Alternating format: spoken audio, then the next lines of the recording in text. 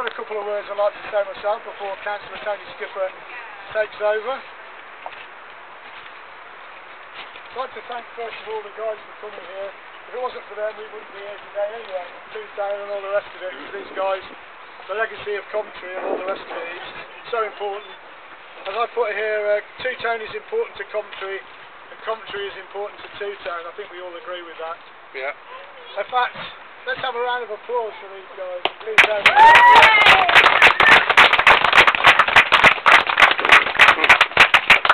Okay, nice ones, guys. This is the first of many events for the two-tone at 30 that we're doing to celebrate two-tone in Coventry. This particular one, obviously, you're going to see the plaque in a minute, because the iconic photos taken for the album covers, the first two specials albums, happened here at the Canal Basin. The photographers, Chalky Davis and Carol Starr. Now he sent a little bit of a message, it's quite long, I'm not going to read it all out, but basically he said it's hard to believe that it's 30 years since our friend Elvis Costello told us about a great new band called The Specials and their label called Two-Tone. We went straight out and bought the singles and were so impressed that we lobbied to do the album sleeve. When we were told we could do it, we did our normal routine, checking out the band on top of the pops and observed them from afar. Immediately we realised there were 7 distinctly different people, I think we agree with that, in the band. And so the following weekend we went to Coventry to shoot the pictures for the first sleeve. We found ourselves in a derelict canal basin, a bit different than it is today, of course. The place was pretty run down with an abandoned boat and prisoners from the local jail. I didn't know we had a local jail, but apparently cleaning the place up. We positioned the band in front of one of the old buildings while I shot a photo of them from upstairs. And well, I think that will do for the moment. But can we have a few words, please, from Councillor Tony Skipper? Thanks very much indeed. Thank you. I'll actually do this making a speech, which I think is probably rather grand. I'm certainly pleased to say a few words today. I've been, like everybody else here today, I've been a big enthusiast and supporter of two-tone right since the early memorable singles.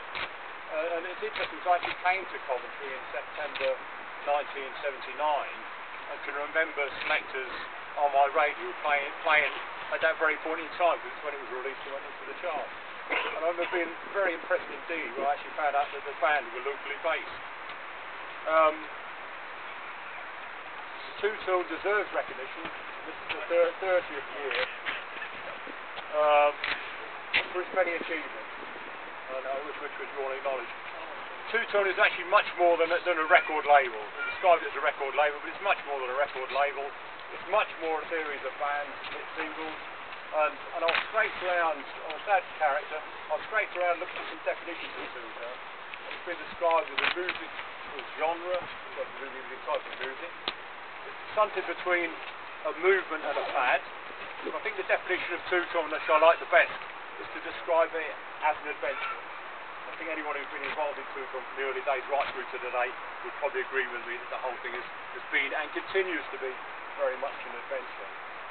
Unveiling of a plaque seems to imply that it's a memorial to something that's happened in the past. But two-tone is very much alive and kicking, and we're wishing the special mentor every success. Rock and roll. Two-tone was much more than is often described as a ska revival. And I think anyone who listens to two-tone and compares it with the 60s ska will realise there's a big difference in the music. Two-tone had the influence of punk music, and there's much more drive to two-tone than there would have been to the early ska music. And in fact, I'm extremely old, and I lived in London in the 60s and can remember Desmond Dekker tracks and the Aces being played consistently in the clubs, and also the Prince Buster ones. And we didn't refer to it as ska, it was actually called groovy music after the Prince Buster's label. Yeah, so it's very much alive and kicking. But what's good about two-tone today, it's very much an inspiration and very much a motivation for the many bands that exist in Coventry today. Just as in the two-tone heyday, Coventry is a thriving centre for live music, great venues, great bands. And Peter himself, we went to see the NMV at the Coliseum just before Christmas. What do they sing before the band come on? Two-tone track. And you've got youngsters there, well, youngsters in their 20s, who were pre the heyday of two-tone, who knew every word. Yeah. Before the NMV came on, they all sang and they all knew every word of the two-tone song. Yeah, so it's congratulations to everyone involved with two-tone over the years for their many fine achievements, and also it's a thank you to them for the massive contribution they've made to the cultural history of Coventry. Yep. Two-tone and Coventry for me go together. It grew out of Coventry in a period of transition as Coventry shifted from being boom town to ghost town under the Thatcher government of the day. And two-tone is very much part of Coventry's local history and will remain so. I'd also like to give credit to the two-tone artists for their consistent promotion of racial unity. I think it needs to be recorded.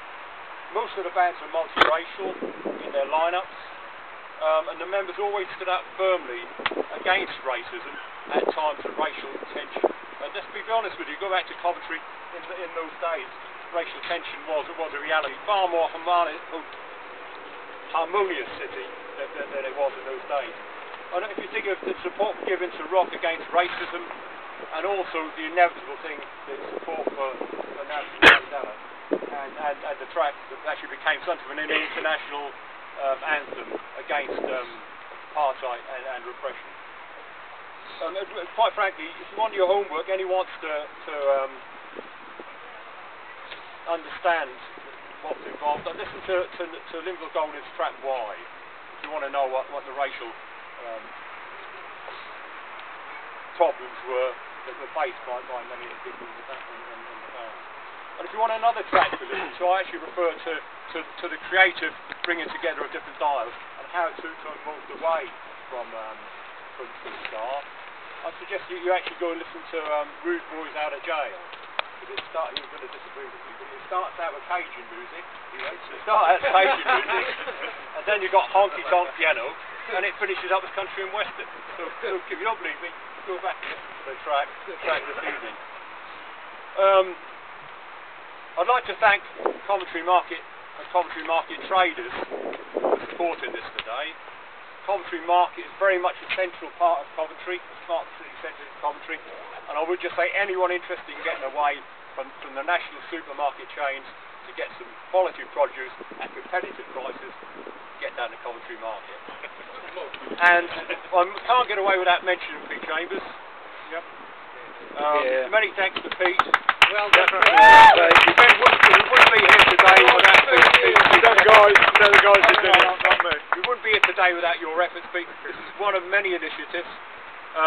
Pete records and celebrates musical achievement within Coventry, and I think all credit is due to you. Your achievements are very, very impressive indeed. And just to say, you've actually published 2 books, I think, on two-tone. Yeah. Quality books, interesting read, very informative, plenty of good illustrations, and available from all good bookshops. So congratulations to everyone involved in two-tone, and good luck with the rest of the class. Thanks very much. Thanks everyone for coming here today. Right. Thank you. Right. Another go. Yeah. Okay, I declare this supermarket over.